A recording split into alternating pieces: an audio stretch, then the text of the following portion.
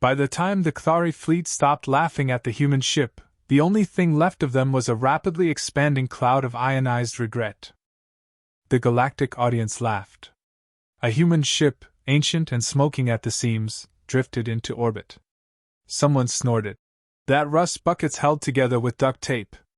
30 seconds later, it charged weapons. 40 seconds later, the laughter stopped. 50 seconds later, the fleet vanished. The galactic observation vessel Tarzil floated above the contested rimworld, a planet called Drogan 7. On board, alien dignitaries, tacticians, and war scholars from over a dozen species stood before the main viewing pane, watching what was supposed to be a decisive show of power. It can't even maintain a proper energy signature, snorted Admiral Vielrak of the Threxian Dominion. His mandibles clicked with disdain. They sent that? Is this a peace offering or a joke? Behind him, Captain Thane Monroe adjusted the cuffs of his faded uniform and smiled politely. He stood alone, no entourage, no guards, no fanfare. Just coffee in a dented thermos and that ever-calm gaze. It's old, Thane agreed with a shrug. But you know what they say. Age before, well, vaporization. Some of the aliens chuckled awkwardly. Others narrowed their eyes. They weren't sure if that was a joke or a warning. The human vessel, designation UNS Gallows Smile, spun slowly into high orbit. Its hull was a patchwork of mismatched plates, scorch marks, and barely functional thrusters. It had no shields up, no drones deployed, and no escorts. The ship's comms panel occasionally fizzed like an overworked toaster. Gallows Smile, mused High Mind Dirian of the Tyri Enclave. She had 6 eyes and used all of them to scrutinize the ship. Human naming conventions are disturbingly casual. Thane took a sip of his coffee. It was worse before rebranding. Originally called the Absolute Bastard. PR stepped in. That got a full silence. Then Vielrak barked a laugh. And this, Fossil, is your flagship?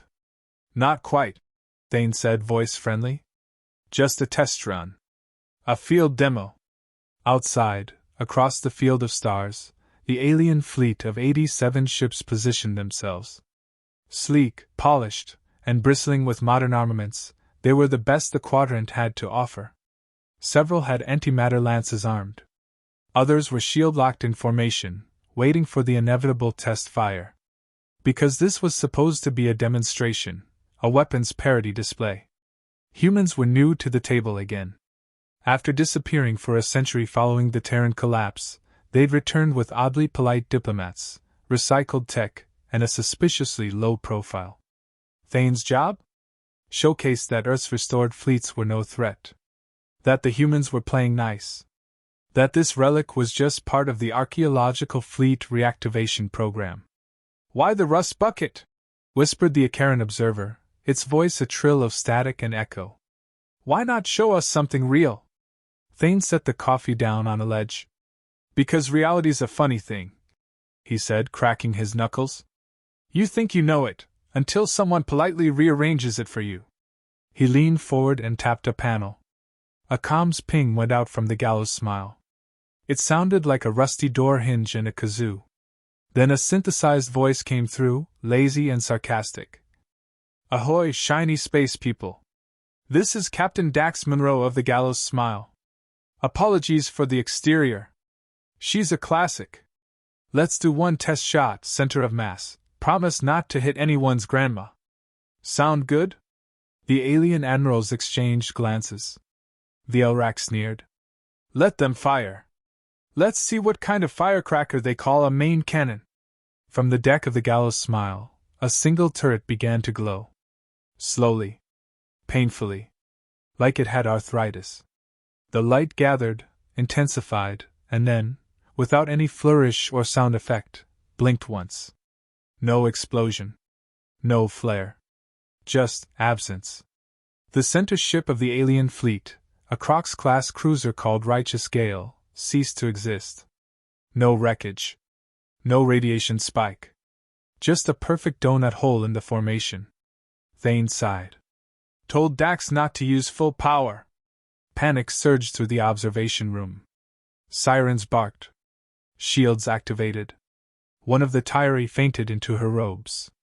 Dyrion's voice cracked. What kind of weapon was that? Technically, Thane said, lifting his coffee again. It's a mining beam. Retuned. You know humans, DIY culture and all. Impossible, hissed Vialrak. We detected no power buildup. No targeting. That's not science. Thane turned, face still pleasant. No, Admiral. That's strategy. He gestured toward the viewport. Outside, the gallows smile had fully activated.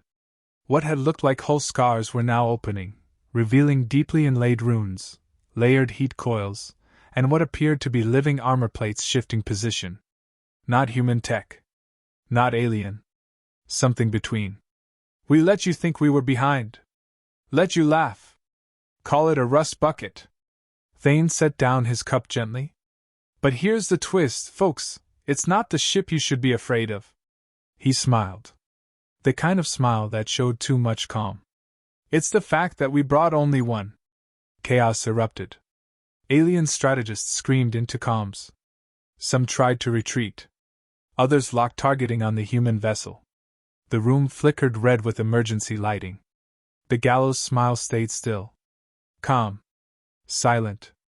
Then Captain Dax's voice returned, droll and flat. Sorry about your ship. Want us to keep going, or do we all pretend we didn't see that? A heavy silence. Thane adjusted his tie. Negotiations, he said mildly, are open. Captain Elias Cade didn't raise his voice. He didn't need to. He stood at the edge of the alien flagship's War Council chamber, hands folded behind his back, boots still dusty from the Hangar 9 incident, and a soft, almost apologetic smile on his face. Like he just tracked mud into someone's antique carpet and was now considering whether to wipe it or burn it. Around him sat 6 representatives from the Vokran Accord, a loose alliance of smugly superior species who'd dismissed humanity as a recently sapient fluke. Their robes shimmered, feathers puffed, scales glinted. They came armed not with weapons but with centuries of pride. Cade came in a patched-up fleet uniform, and a reputation nobody believed. Let me get this straight, huffed Admiral Chinvak, a serpentine strategist from the Sten Coalition, his voice a silken rasp. You're telling us that thing parked outside our orbit is your flagship? Cade's smile twitched. You mean the rust bucket your tech crews tried to skin but couldn't identify half its systems? It's a floating scrapyard with guns welded to antique hull plating. Cade nodded. And your scanners still don't know what hit your recon drones. A silence settled like a fog. Even the air filters seemed to hesitate. The Lutheri Chancellor, a quadruped mammal with fur styled like a galactic aristocrat, cleared her throat delicately. Captain Cade, the Accord appreciates humanity's contributions. But surely you don't expect us to believe that Earth has, how shall I put this, advanced militarily beyond even the Archon Imperium in 50 Earth years. Cade turned slowly, walking toward the center of the room like a man browsing a garage sale. We didn't advance, he said. We just remembered. That didn't help. Cade sighed inwardly. These species had colonized galaxies, terraformed suns, but still couldn't grasp humanity's favorite trick, looking weaker than they were until it was already too late. You thought we were gone, Cade continued, voice still smooth. You heard we'd imploded. Lost to civil war. Climate catastrophe. AI collapse. Whatever myth suited you best. You wrote Earth off as another experiment that didn't make it. He tapped the polished floor with his boot once. Deliberate. But the thing is, his voice dipped, almost wistful. Humanity doesn't break. We bend, Admiral. We warp, Chancellor. And when we shatter, we sharpen. The Zordanseer, a blind telepathic oracle with crystalline antennae, tilted her head, visibly disturbed. Your minds were once disorganized, burning with noise. But now, there is silence beneath. Funny thing about still water, Cade said. You never see the depth. Not until something drags you under. The air grew heavier. This wasn't diplomacy anymore, it was an autopsy, and they hadn't realized they were the cadaver. Still, Chinvok tried one last jab. Let us be clear, Captain. If your ship fires on a Vokran vessel again, you will face full mobilization. The Accord does not tolerate. Full mobilization? Cade cut in politely. Before you finish that sentence, Admiral, I should inform you that the ferryman already mapped your entire fleet's hyperspace signatures. Last week. The Lutheri Chancellor blinked. What? Cade shrugged. We like to plan ahead. I'm told it's rude to show up to a funeral without knowing the seating chart. The room erupted in low whispers. The Zordanseer's antennae twitched violently. She whimpered. There is a shadow in their minds, she whispered. A memory not theirs, something old, sleeping under code.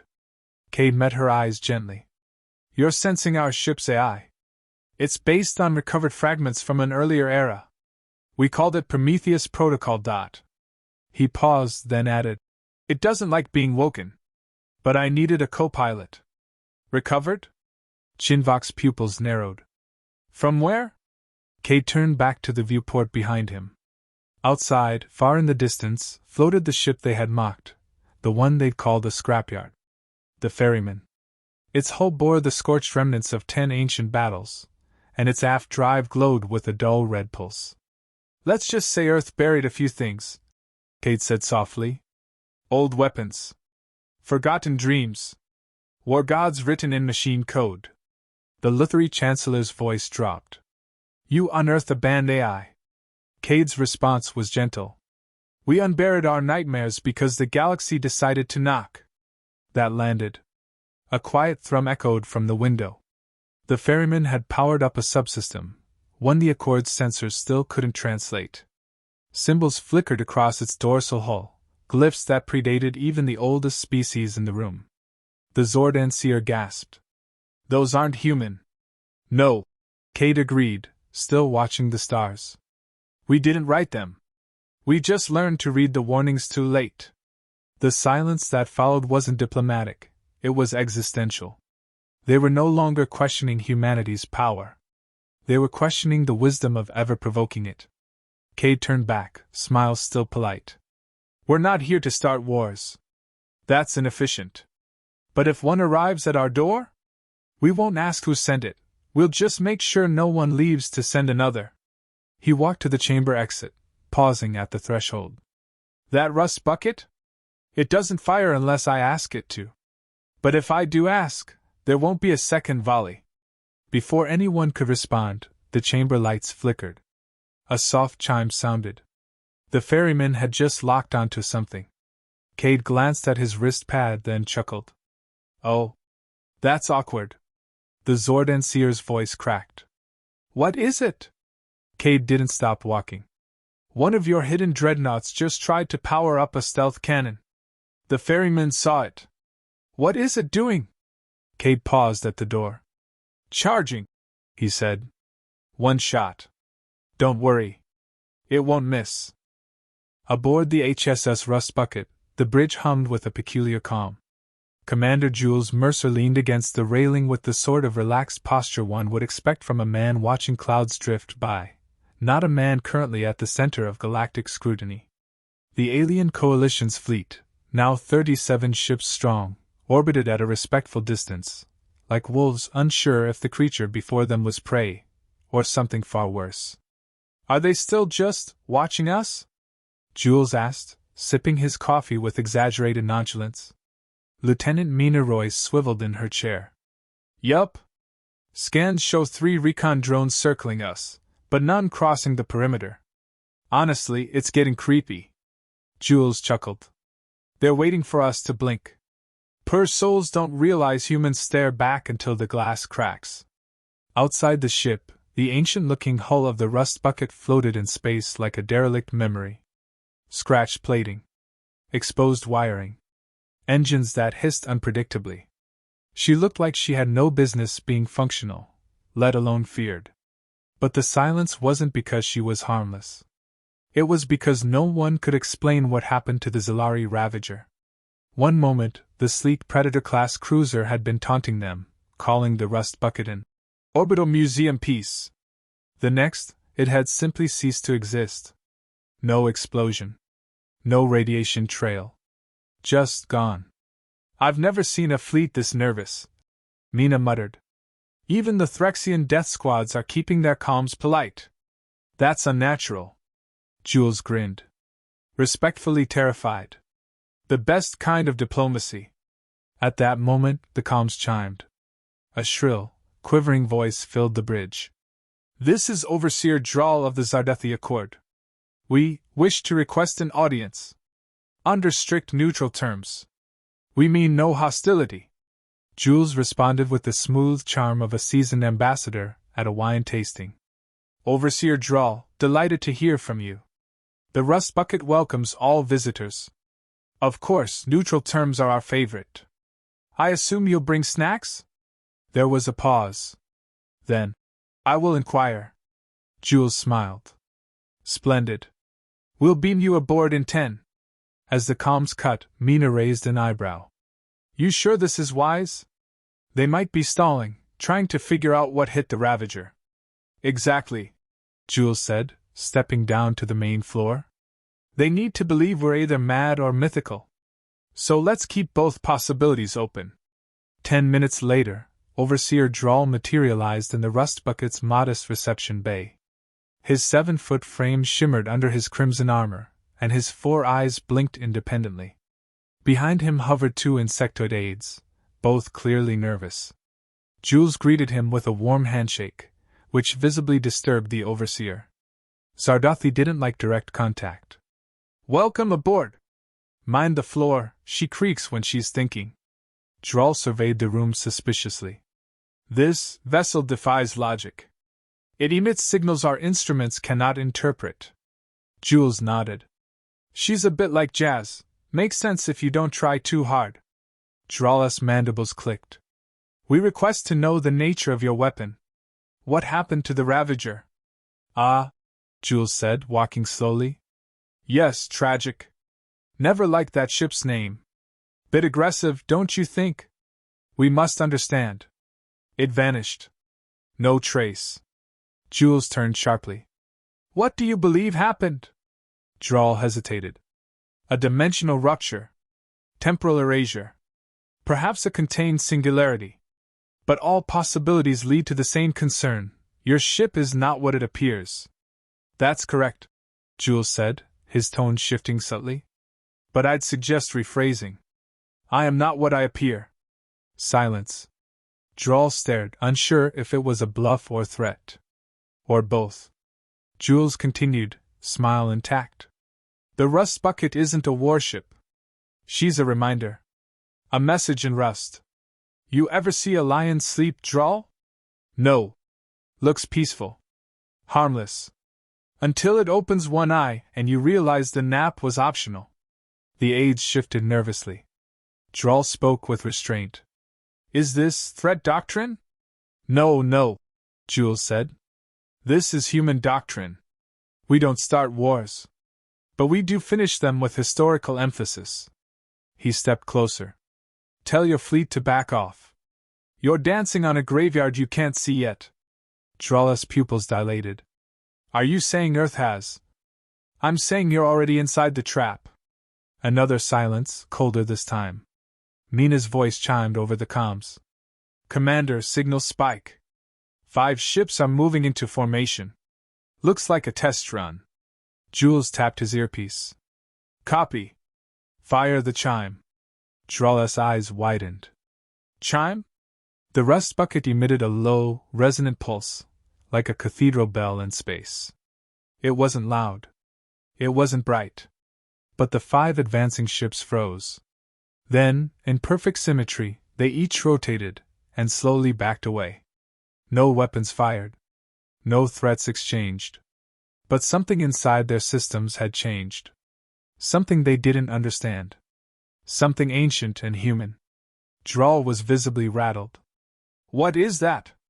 Jules spoke softly. "Legacy code. A signal embedded in our last galactic war. Deep layer deterrence. It tells every smart AI within 5 light years, humans are awake. You embedded fear? No, Jules said. We embedded memory. Of what happens when you corner us. Drawl looked like he wanted to flee. Jules leaned in, voice low and firm. This ship? She's not a battleship. She's a bookmark. You opened the wrong chapter. Drawl whispered. What do you want? Jules turned away. You'll find out tomorrow.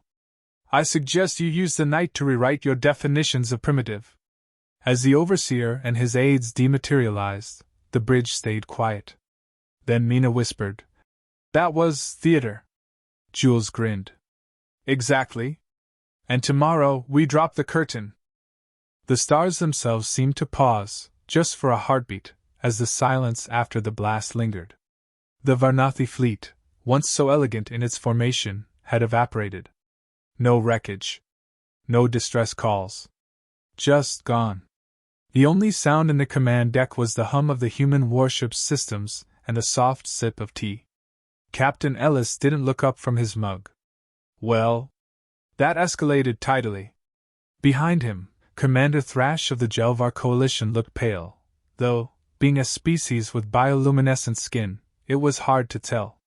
His glow had dimmed to a flickering green. What did you do? Ellis turned, offering the commander a genial smile. Just polished off a bit of antique dust. You called it a rust bucket, remember? Thrash pointed a trembling claw at the forward viewport. You erased a battle fleet. One shot. No energy spike.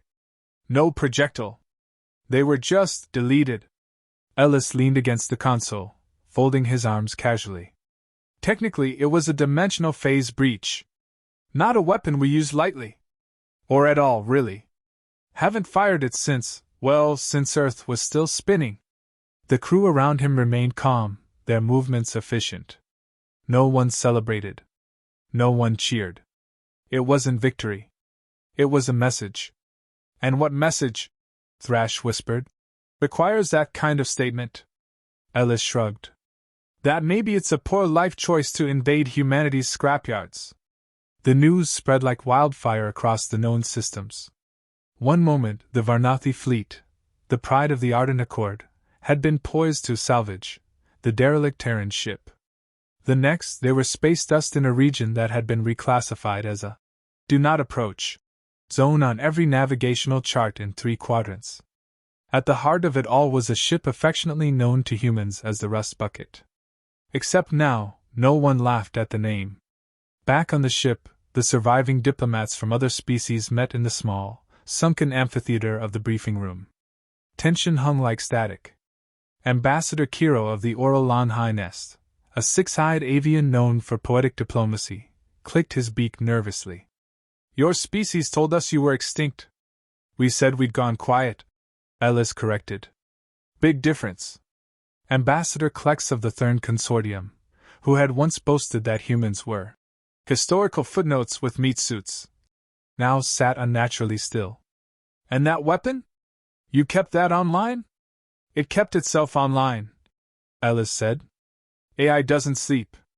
Ours just got bored waiting. Bored? Thrash barked. You're joking. Ellis shook his head. It wrote 3 novels, ran a simulated economy, then rewrote its own power systems. What you saw wasn't even its final form. There was dead silence. And then Ellis leaned forward, tone soft, but sharp as a scalpel. You all thought Earth died because our cities were empty. Our signals stopped. But did you ask why we went silent? Did you wonder what it meant when apex predators withdraw from the arena, smiling?